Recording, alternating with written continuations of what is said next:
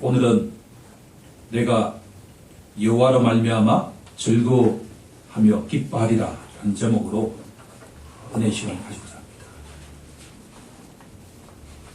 하박국 선지자의 말씀 가운데 가장 유명한 것을 찾으려고 한다면 오늘의 본문과 2장 4절에 나와 있는 사도 바울이 그렇게도 인용을 많이 했던 의인은 믿음으로 말미암아 살리라 라고 하는 말씀입니다. 비록 무화과 나무가 무성치 못하며 6가지로 없을지라도 나는 여호와로 말미암아 즐거워하리라. 나는 나의 구원의 하나님으로 말미암아 기뻐하리라. 단 이 두 말씀이 전자 2장 4절은 하나님께서 선포하신 말씀이라면 본문의 이 말씀은 선지자가 그 말씀에 화답하는 신앙 고백입니다. 아멘. 결론부터 먼저 오늘 말씀을 드린다고 한다면 의인은 믿음으로 말미암아 살리라고 하는 말씀의 신자의 응답은 비록 외양간에 소가 없을지라도 나는 하나님으로 말미암아 즐거워하고 기뻐하리라 라는 말씀이다라고 하는 겁니다. 이 말씀을 우리가 명확하게 이해하기 위해서는 두 가지를 서론에서 해결해야 합니다. 첫 번째는 이 말씀의 시대적 배경이 언제인가 라는 것을 알아야만 됩니다. 본문 속에 하나님께서는 이 시대적 배경을 숨겨놓고 계십니다. 첫 번째 단서는 2장 20절에 가면 이렇게 말씀하고 있습니다. 오직 여호와는 그 성전에 계시니 온 땅은 그 앞에서 잠잠할지니라 하시니라 라고 되어 있습니다. 여기서 그 성전은 바로 솔로몬이 세웠던 그 성전을 말합니다. 구약 하나님께서는 그 성전에 임재하신다라고 알려져 있습니다. 이 본문의 말씀에 의지해서 예루살렘은 아직 멸망하지 않았다라고 하는 것을 알 수가 있습니다. 따라서 첫 번째 단초에서 우리들은 최소한 하박국 선지자의 이 예언의 말씀은 예루살렘이 멸망하던 때인 주전 586년 이전이다라고 하는 근거를 하나 찾을 수가 있습니다.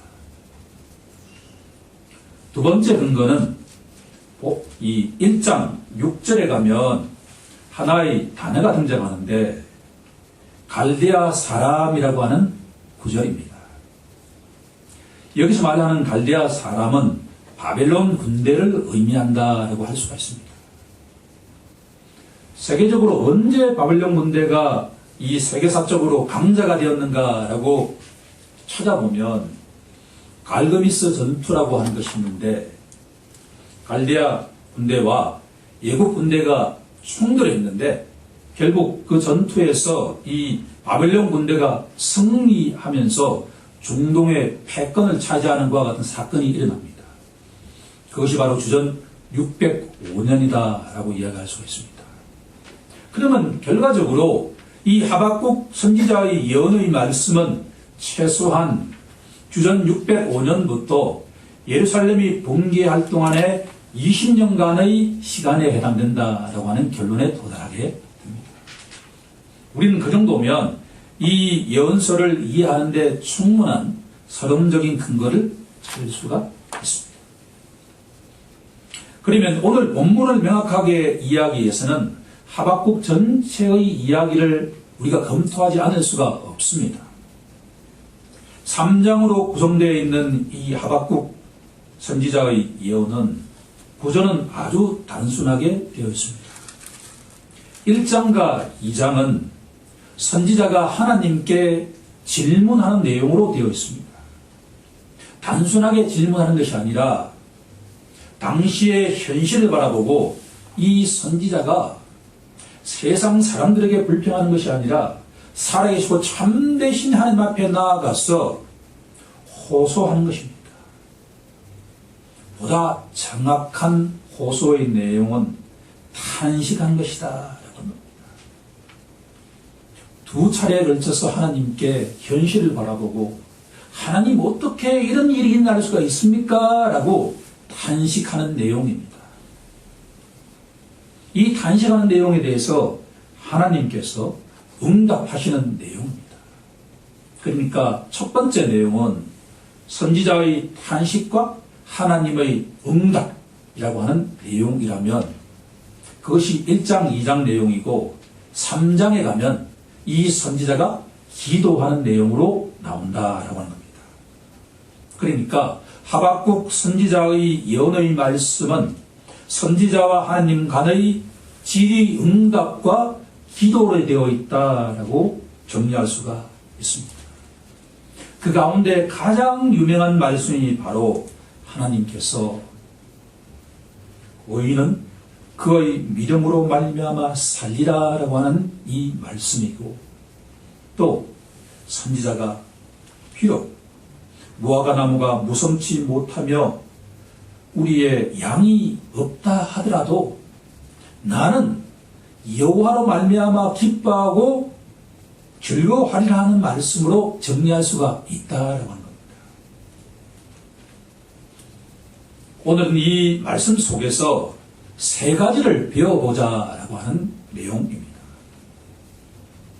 우리가 이 예언서 말씀으로 배울 수 있는 근거는 교회라고 하는 것은 바로 에베소서 2장 20절에 나와 있는 말씀에 근거하고 있기 때문입니다. 우리가 잘 알고 있는 것처럼 너희는 사도들과 선지자들의 터위에 세우심을 입은 자라고 말씀하고 있기 때문입니다.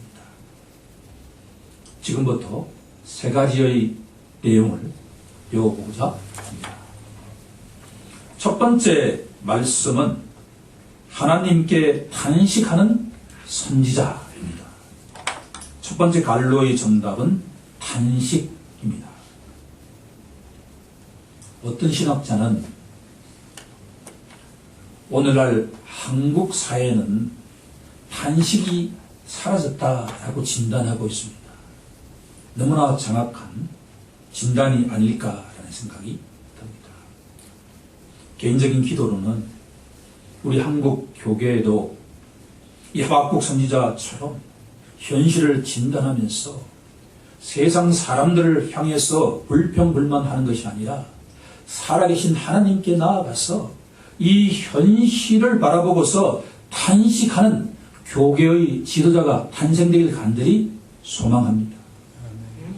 지금부터 하박국 선지자가 본 현실이 무엇이며 그 현실을 바라보고서 얼마나 애통해 했는지를 진단해 보고자 합니다. 2절부터 하박국 선지자는 현실을 바라보고 6가지 단어를 통해서 당시의 시대상을 호소하고 있습니다. 2절 중간 정도에 보시면 첫 번째 단어가 강포라고 하는 단어가 나옵니다.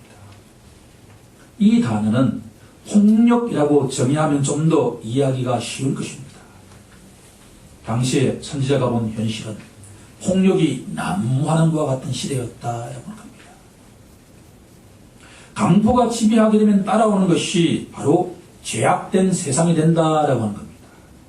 3절에 보시면 어찌하여 내게 죄악을 보게 하시나이까?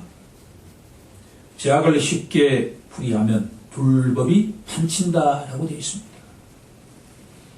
폭력이 판치고 불법이 판치는 이 세상을 이 선지자가 보고 있습니다. 그러면 자연스럽게 나타나는 결과가 폐역이라고 하는 단어입니다.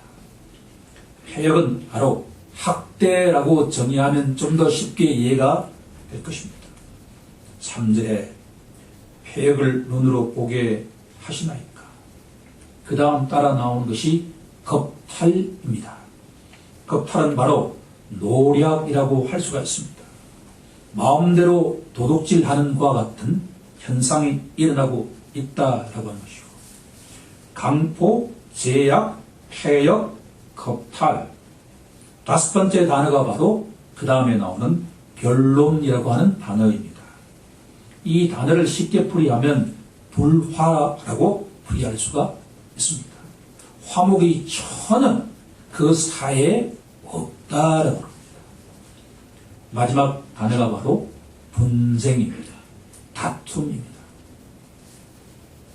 하박국 선지자가 온 이 사회의 실상은 폭력이 난무하고 불법이 판치고 학대가 지배하고 노략이 지배하고 불화하고 다툼이 만연되어 있는 것과 같은 사회를 보고 있습니다.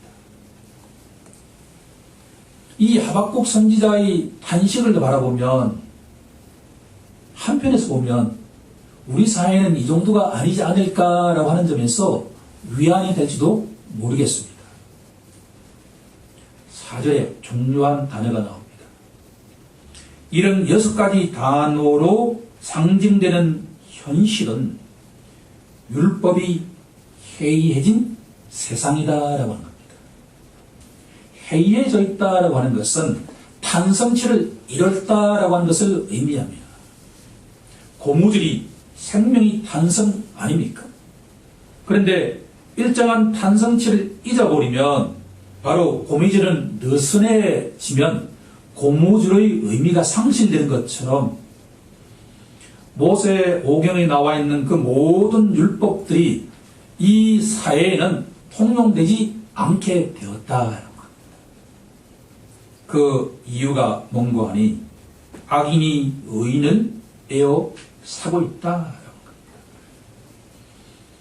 의인이 소수이고 악인이 그 의인을 에워싸고 있으면 결론은 어떻게 되는가?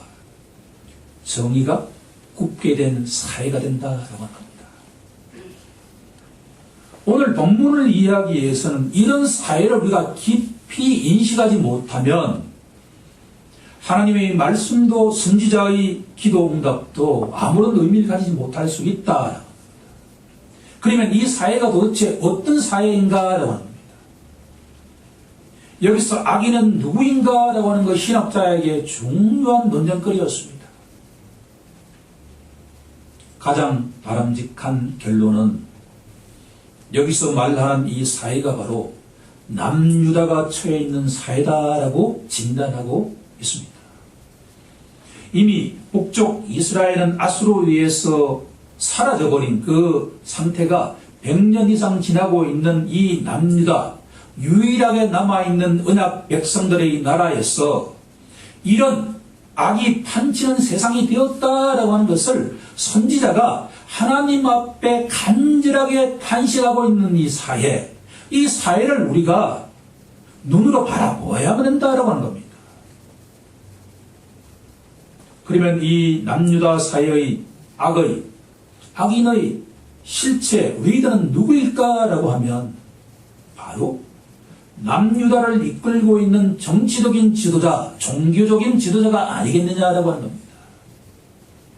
바로 여기에 가장 문제는 선지자의 마음을 그렇게 아프게 한 현실의 원인은 지도자가 리더십이 붕괴했다라고 하는 겁니다. 정치 지도자에게 정의가 사라지고 종교 지도자에게 그 정의와 공의가 사라질 때 그 사회가 하나님께 어떻게 평가받을 수 있겠는가라고 하는 것이 선지자의 질문입니다. 도대체 하나님은 어떻게 이 현실을 그냥 가만히 계십니까? 라고 하는 의미입니다. 하나님께서는 자신을 간절히 찾는 자에게 응답하시는 분인 줄로 믿습니다. 5절부터 하나님의 응답이 나옵니다. 6절에 보시면 보라 라는 말씀으로 시작합니다. 보라, 내가 이 모든 것을 다 알고 있다라고 하는 말씀입니다. 너희가 보고 또 보고 놀랄 일을 내가 일으키라는 말씀입니다. 하나님께서는 절대 악을 그대로 보시지 않으시는 분입니다. 처음에는 악을 그냥 방치하시는 것 같아도 때가 되면 그 악에 적합한 회초리를 드시는 분이 하나님이다라고 하는 겁니다. 내가 한 군대를 보내겠다라고 하는 겁니다. 그 군대가 누굽니까? 바로 갈대아 군대, 바벨론 군대를 내가 보내겠다라고 합니다. 남유다의 만연한 그 악과 죄를 징벌하기 위해서 바벨론 군대를 보내겠다. 그들이 어떤 사람인가? 이 본문에 주목할 필요가 있습니다. 6절에 보시면 사납고 성급한 백성을 보내겠다라고 되어 있습니다. 7절에 보시면 그들은 두렵고 무서운 백성이다라고 되어 있습니다. 그러면 그들이 얼마나 무섭고 성급하냐라는 것을 8절에서 하나님께서는 이렇게 비유하십니다. 너희들 표범보다 더 빠른 군대가 바로 바벨론 군대다. 저녁 이리보다도 더욱 사나운 사람들이 바벨론 군대다. 독수리의 나름과 같이 빠른 군대가 바로 바벨론 군대다라고 알려주고 있습니다.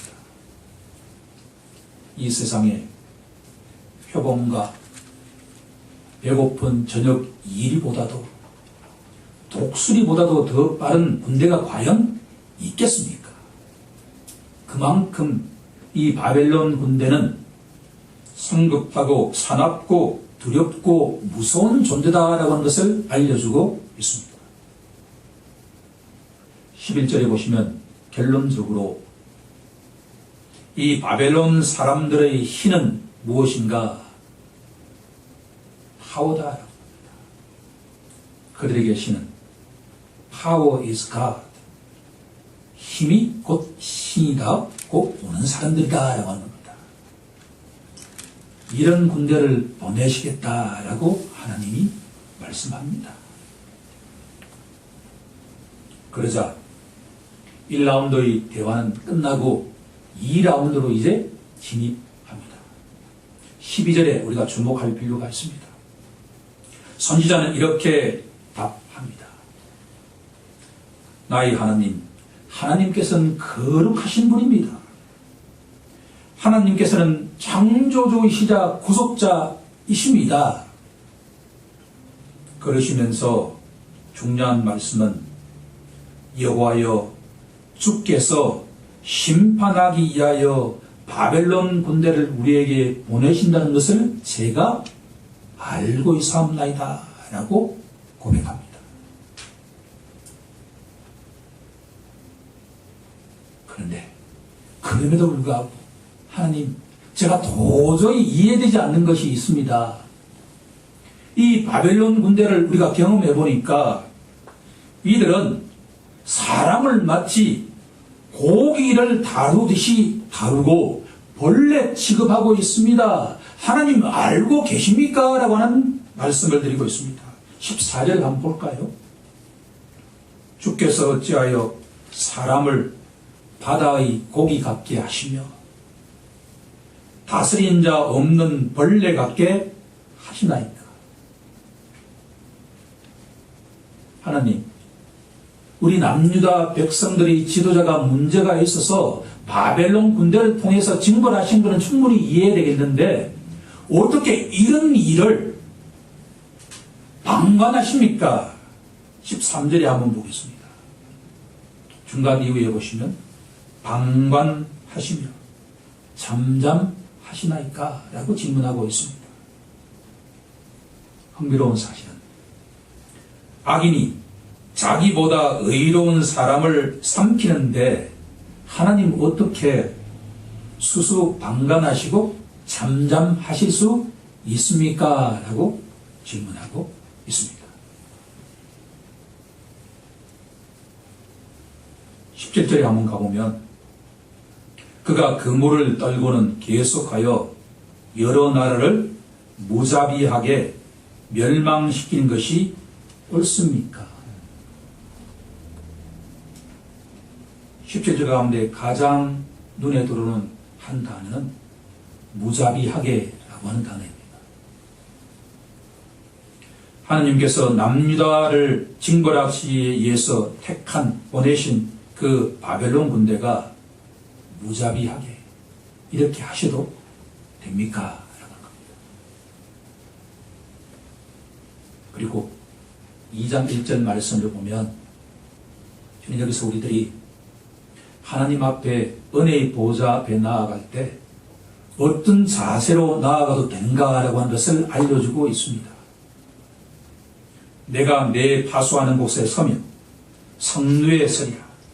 하나님께서 내게 무엇이라 말씀하실지 기다리고 바라보며 나의 질문에 대하여 어떻게 대답하실지 보리라 라고 말하고 있습니다. 너무나 이 선지자가 하나님 앞에 당당하지 않습니까? 하나님, 이 현실이 이런데 그냥 보고 계실 겁니까? 말씀할 게 있으면 저에게 해보라는 말씀입니다.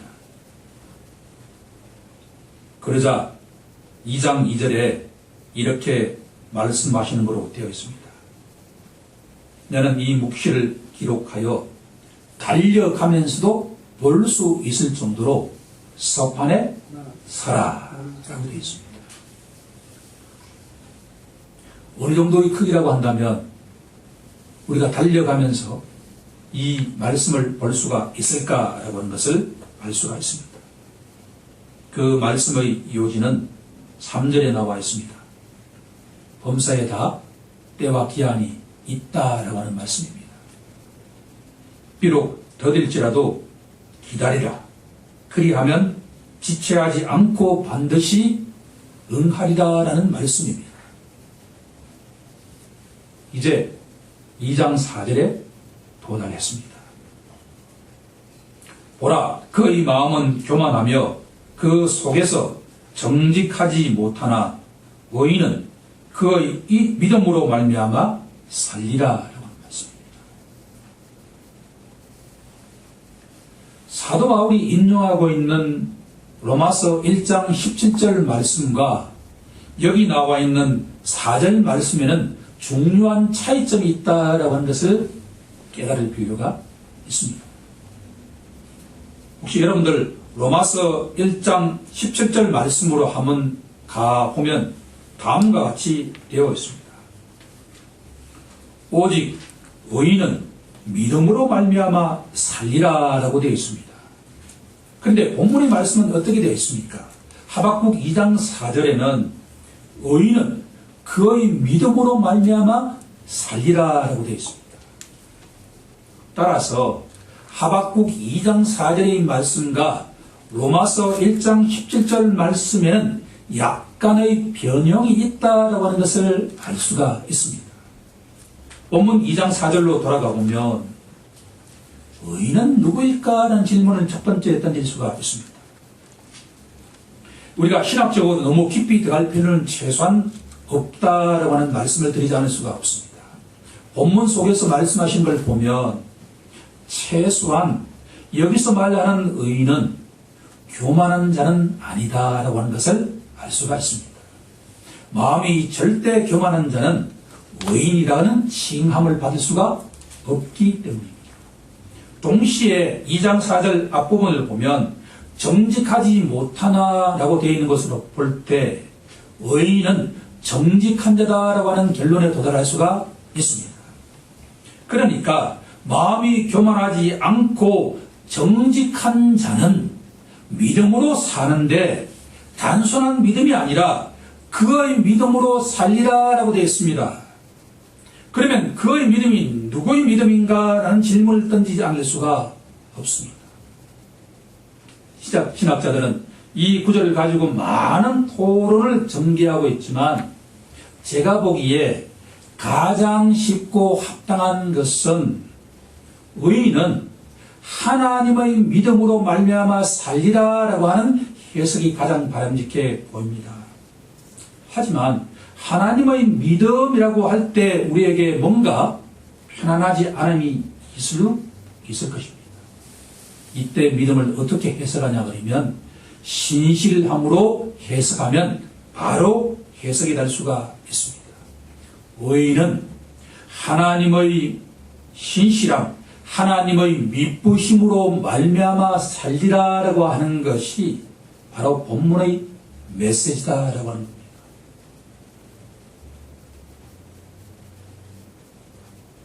너희는 하나님의 그 신실하신 마음으로 말미암아 살게 된다라고 하는 말씀입니다. 자, 이제 두 번째 주제로 한번 넘어가 보도록 하겠습니다. 첫 번째 주제의 간로는 탄식과 믿음 혹은 신실함이라고 기록해 놓으면 유익할 것입니다. 두 번째 주제는 하나님께 기도하는 선지자입니다.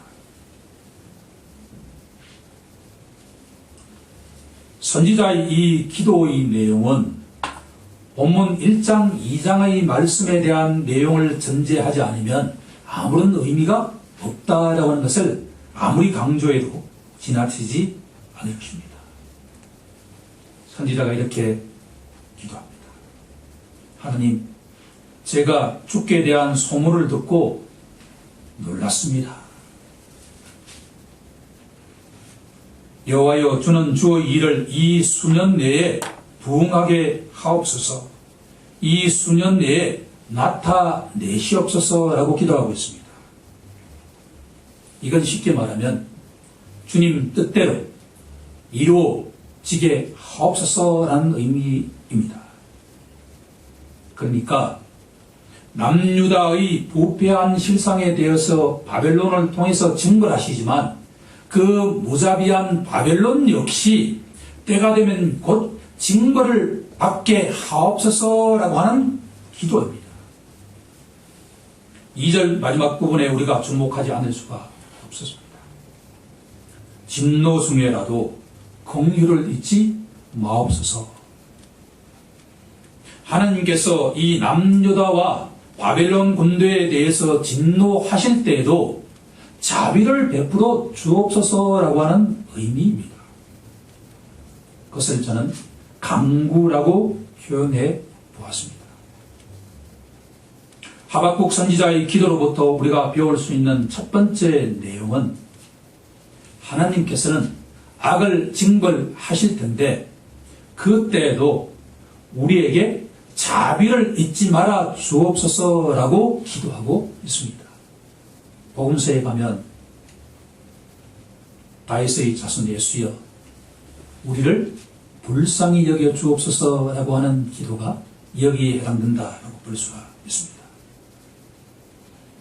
하지만 더욱더 우리에게 중요한 내용은 바로 하나님의 성품을 기도로서 고백하고 있는 내용이다라고 볼 수가 있습니다.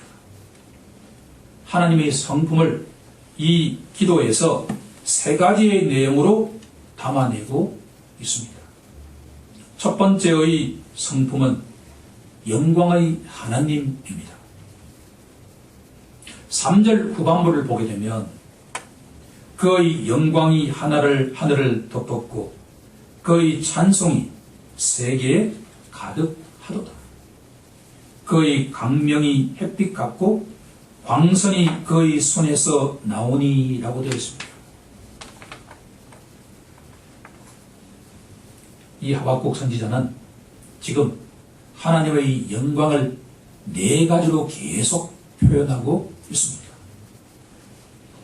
하나님의 영광이 하늘을 덮고 있고 그의 찬송이 온 세계에 넘쳐 흐르고 그의 강명이 햇빛 같고 광선이 그의 손에 나온다라고 되어 있습니다. 우리도 이 선지자처럼 날마다 기도할 때 하나님의 영광을 찬송하는 기도가 되길 간절히 소망합니다. 오늘 말씀 가운데 가장 흥미로운 대목은 바로 두 번째 내용입니다. 권능의 하나님입니다. 5절을 우리 다 함께 합독해 보도록 하겠습니다. 3장 5절입니다. 시작. 역병이 그 앞에서 행하며 불덩이가 그의 발밑에서 나오는도다. 혹시 여러분 시편 104편에 가보면 4절에 이런 말씀이 있습니다. 아마 여러분들 암송하는 것과 같은 분들도 계실 겁니다. 바람을 자기 사신으로 삼으시고 불꽃으로 자기 사역자를 삼으시며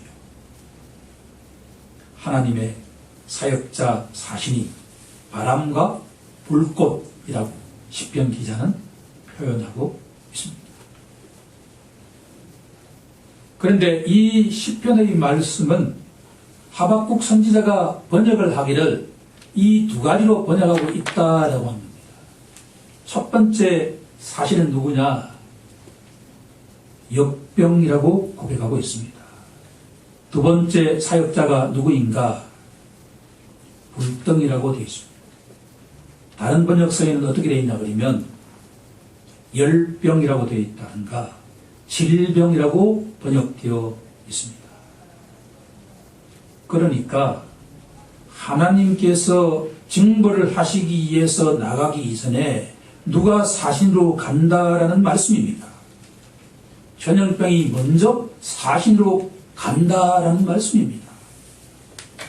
이 말씀을 묵상하는 가운데 오늘날의 이 코로나19라고 하는 것도 이 맥락 속에서 바라본다고 한다면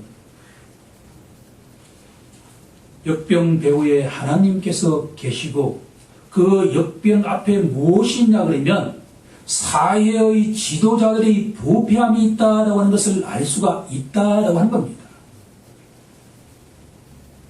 오늘 이 사태 속에서 우리 그리스도인들이 회개해야 할 것은 사회의 정치, 경제, 사회, 문화의 지도자들과 그 모든 리더십들이 붕괴되어 있다라고 하는 것을 우리가 자인할 필요가 있는 것이 아닌가라는 생각을 하게 되었습니다.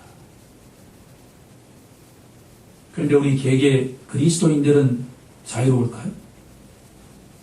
하나님께서는 모든 한 그리스도인들을 다 왕같은 제사장으로 세워놓지 않으셨습니다. 그러면 바로 우리 한 사람 한 사람이 바로 이 부패의 주범이라고 한다면 전 세계 모든 그리스도인들이 이 코로나19의 역병 앞에서 하나님의 뜻에 어긋난 것이 무엇인가를 이 선지자의 내용을 토대로 해서 우리들은 회개할 필요가 있는 것이 아닌가라는 생각을 하지 않을 수가 없습니다. 능력의 하나님을 이 선지자가 표현하는 것 가운데 또 하나 주목해 보아야 하는 것은 6절에 보시면 그가 서신즉 땅이 진동했다라고 되어 있습니다. 10절로 한번 가보면 산들이 주를 보고 흔들리며 창수가 넘치고 바다가 소리를 지르며 손을 높이 들었다라고 되어 있습니다. 땅에도 산들이 있지만 바다 속에도 많은 산들이 있다라고 하는 것을 기억해야만 할 것입니다. 하나님께서 징벌하러 가시자 땅 위에, 땅 밑에 있는 산들이 융기하자 쓰나미가 일어난다라고 하는 것을 알게 되었습니다. 그리고 바다가 소리를 지르며 손을 높이 들었다라고 하는 이 말씀은 오늘날에도 일어나고 있는 그 쓰나미가 이미 수천 년 전에 이 하박국 선지자는 우리들에게 예언해주고 있다라고 저는 해석을 했습니다. 이렇게 본다면 지금부터 2600년, 700년 전에 예언했던 이 말씀이 벌써 오늘날에도 그대로 적용될 수 있다라고 하는 말씀에 도달하지 않을 수가 없다라고 합니다.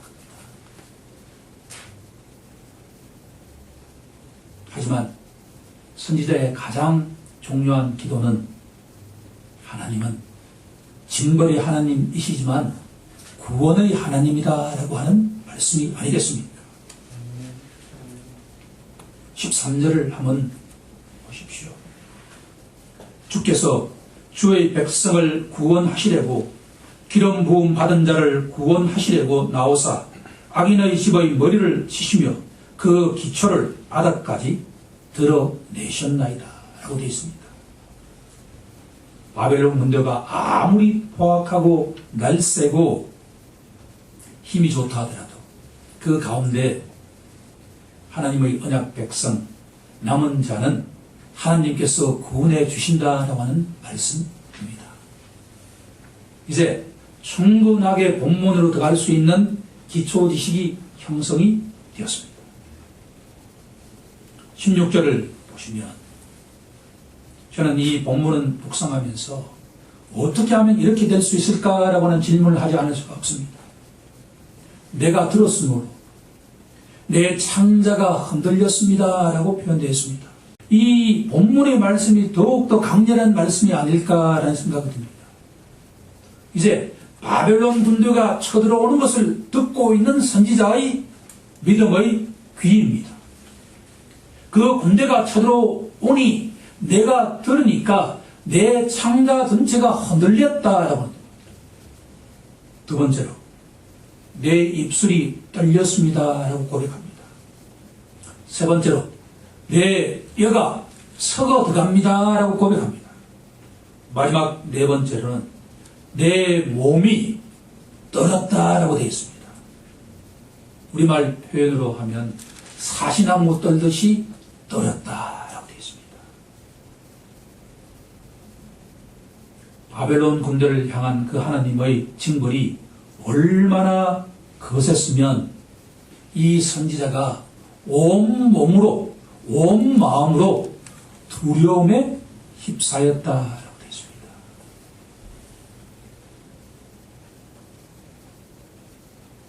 하나님의 징벌은 그만큼 매서울 수 있습니다. 하지만 이 선지자의 고백은 바로 17절 말씀의 클라이막스가 나와 있습니다. 바벨론 군대가 쳐들어오면 무화과 나무가 무성치 못할 것을 압니다라고 하는 고백입니다. 무화과 나무는 바로 이 남유다 백성들에게 식용으로 대신했기 때문에 먹을 것을 상징한다고 보시면 되겠습니다. 포도나무에 열매가 없으며 이것은 바로 음료수가 사라진다라고 하는 의미입니다. 무화과 나무와 함께 먹을 수 있는 음료수가 사라진다 하더라도 세 번째는 감람나무에 소출이 없으며 올리브 나무는 바로 이 무화과 나무를 요리할 때 쓰는 기름으로 사용되었다든가 버터로 사용된 식용유라고 볼 수가 있습니다. 이것을 다시 반복해서 말씀하고 있습니다. 밭에 아무것도 먹을 것이 없게 될 것임을 저는 알고 있습니다 라고 하는 의미입니다. 우리의 양이 없을 것을 알고 있습니다. 양은 우유와 고기를 제공하는 것 아닙니까? 마지막으로 외양간에 소가 없을 것을 알고 있습니다. 농사 지을 소가 사라질 것을 알 수 있습니다 라고 하는 의미입니다. 이것은 한마디로 말하면 바벨론 군대가 쳐들어오게 되면 남유다의 전역이 완전하게 초토화된다라고 하는 의미를 우리에게 알려주고 있습니다.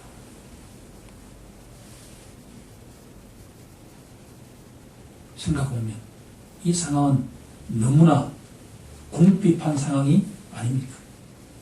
남유다 백성들이 먹을 거라고는 하나도 없이 희도 없이 말라버리는 상태를 의미합니다. 우리에게 이 상황이 성령님의 은혜로 우리 모두에게 전달되길 간절히 소망합니다. 남유다 백성들의 그 부패한 사회상 때문에 바벨론 군대가 쳐들어오면 이렇게 될 것이다 라고 하는 것을 알려주고 있습니다. 하지만 비록 그 모든 것들이 없어진다 하더라도 나는 하박국 선지자는 여호와로 말미암아 즐거워하리라는 고백입니다. 나는 나의 구원의 하나님으로 말미암아 기뻐하리라 라고 하는 고백입니다. 어떻게 선지자는 모든 것들이 다 사라지는 이 상황 속에서도 즐거워하고 기뻐할 수 있겠습니까? 그 비밀은 말미암아에 있습니다.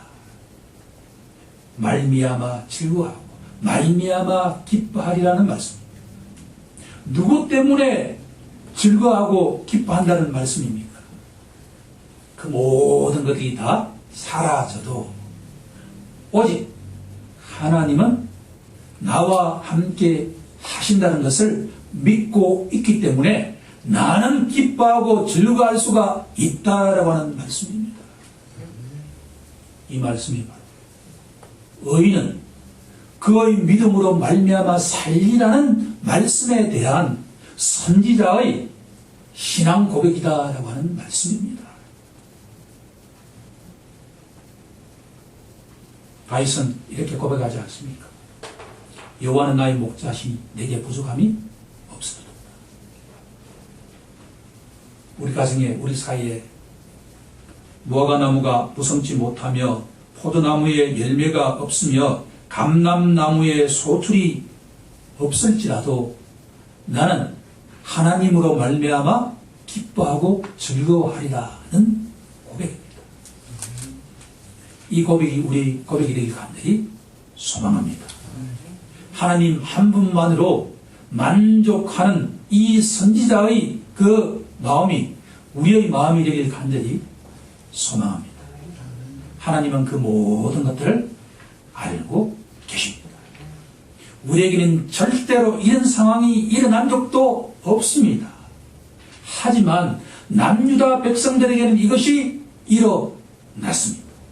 하지만 선지자는 여호와로 말미암아 기뻐하는 자 19절 말씀을 결론 맺으면서 설교를 마치고자 합니다. 세 가지의 이유가 있습니다. 이 선지자가 모든 것이 초토화되어도 기뻐하고 즐거워할 수 있는 첫 번째 이유는 주 여호와는 나의 힘이시니. 바벨론 군대는 누가 힘이라고 되어 있습니까? 자기의 힘이 자기의 신이다 라고 했습니다. 하지만 선지자에게 힘은 오직 하나님 한 분뿐이다 라고 하는 고백입니다.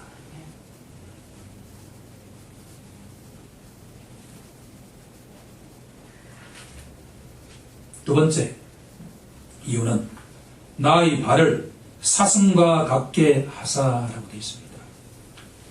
저는 이것을 날쌘이라고 번역해 보았습니다. 첫 번째는 강함이고 두 번째는 날쌘입니다. 세 번째 이유는 나를 나의 높은 곳으로 다니게 하실 것이기 때문입니다 라고 고백하고 있습니다. 승리라고 번역해 보았습니다. 선지자는 하나님께서 자신을 강하게 하시고 날쌘게 하시고 승리하게 하신 분이다 라고 하는 것을 알 수 있었다라고 합니다. 흥미로운 사실은 이 하박국 선지자의 고백이 시편에서 공부했다라고 하는 것을 알게 되었습니다. 시편 18편으로 한번 가보고자 합니다. 시편 18편 1절을 보면 다윗은 이렇게 고백합니다. 나의 힘이신 여호와여 라고 고백하고 있습니다. 이것은 선지자가 19절 첫 번째에 나와 있는 주 여호와는 나의 힘이시라 라고 하는 고백과 동의하다는 것 알 수 있습니다. 18편 33절에 가게 되면 다윗은 이렇게 고백하고 있습니다. 나의 발을 암사슴 발 같게 하시며 나를 나의 높은 곳에 세우시며 라고 되어 있습니다. 따라서 19절에 나와 있는 내용은 어디에서 인용을 했다라고 하는 것을 알 수가 있습니까? 시편 18편에서 가져왔다라고 하는 것을 알 수가 있습니다. 이제 결론을 맺고자 합니다. 하나님께서는 의인은 그의 믿음, 하나님의 신실함으로 말미암아 살리라고 말씀하셨습니다. 이 말씀에 선지자는 내 주위에 모든 것이 없어진다 하더라도 여호와 하나님으로 말미암아 기뻐하고 즐거워할 수 있다라는 고백을 하고 있습니다. 우리 모두 이 선지자의 고백이 우리의 고백이 되길 우리 주 예수 그리스도의 이름으로 간절히 축원하옵나이다. 아멘.